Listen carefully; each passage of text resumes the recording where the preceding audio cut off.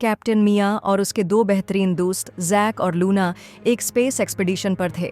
उनकी space ship आराम से गैलेक्सी में तैर रही थी जब अचानक खतरे के अलार्म्स बजने लगे। वार्निंग, सिस्टम मालफंक्शन, एक रोबोटिक आवाज गूंजी। सब तैयार रहो, हम क्रैश करने वाले हैं, मिया ने जोर से कहा। लूना ने जहाज को संभालने की कोशिश की, मगर बहुत देर हो चुकी थी। स्पेसशिप तेजी से नीचे गिर रही थी, बिल्कुल एक अजीब रोशन प्लैनेट की तरफ। एक जोरदार धमक के साथ स्पेसशिप किसी नरम चीज पर गिरी। जब उन्होंने अपनी आंखें खोलें तो जो मंजर देखा उस पर यकीन करना मुश्किल था। ये पूरी दुनिया कैंडी से बनी हुई थी। जमीन बिस्कुट के टुकड़ों से बनी थी, नदियां चॉकलेट से बह रही थीं और आसमान में रोई के जैसे कैंडी के बादल तैर रहे थे।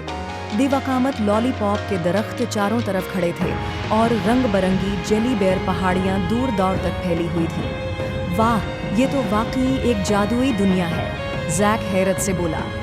लूना ने एक नन्ही जेली बीन उठाई और चुखी। मम, ये तो असली मिठाई है। मिया ने चारों तरफ देखा।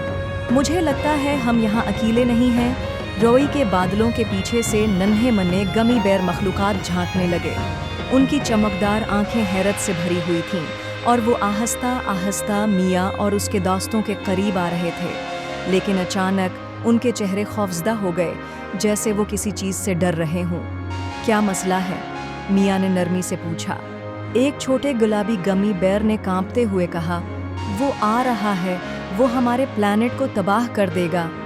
कौन? जैक और लूना ने एक साथ पूछा। बदनामे ज़माना चोको किंग का खौफनाक राज। मिया और उसके दोस्त मजीद अंदर गए तो देखा कि प्लैनेट का एक हिस्सा पिघलती हुई चॉकलेट में तब्दील हो रहा था। वहाँ एक देवकामत, खौफनाक चॉकलेट का बादशाह, अपने तख्त पर बैठा था। मैं पिघल रहा हूँ और अगर मैं मुकम्मल तौर पर ख़त्म हो गया तो ये पूरा प्लैनेट भी तबाह हो जाएगा, चोको किंग गर्ज कर बोला। मिया ने फौरन सूरत हाल को समझ लिया। हमें प्लैनेट को ठंडा करना होगा। लेकिन कैसे? लूना ने फिक्रमंद होकर पूछा। जैक ने अपना गैजेट निकाला और कहा, मुझे एक आइडिया आया है। हमें एक सुपर फ्रीज़र मशीन बनानी होगी जो दर्जा हरारत को मुतवाज़िन रख सके। मिया, जैक और लूना ने मुख्तलिफ कैंडी के टुकड़े इकट्ठे किए और अपनी स्पेसशिप की जदीद टेक्नोलॉजी इस्तेमाल करके एक बड़ी फ्रीज़र मशीन बना दी। जैसे ही उन्होंने उसे ऑन किया, एक ठंडी हुआ पूरे इलाके में फैल गई। चोको किंग ने हैरानी से अपने हाथ देखे। मुझे अच्छा महसूस हो रहा है, मैं मजीद नहीं पिघल रहा। चंद ही लम्हों में पूरा कैंडी प्लैनेट अपनी असल शक्ल में वापस आ गया। चॉकलेट का महल दोबारा मजबूत हो गया, चॉकलेट की नदियां जम गईं और गमी बेयर मखलूकात खुशी से तालियां बजाने लगे। हम जीत गए, मिया ने खुशी से नारा लगाया। घर जाने का वक्त था।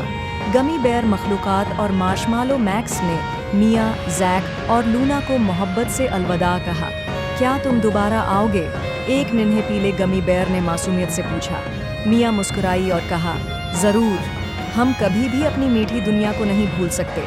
स्पेसशिप दोबारा खला में उड़ गई और कैंडी प्लैनेट दौर होता गया।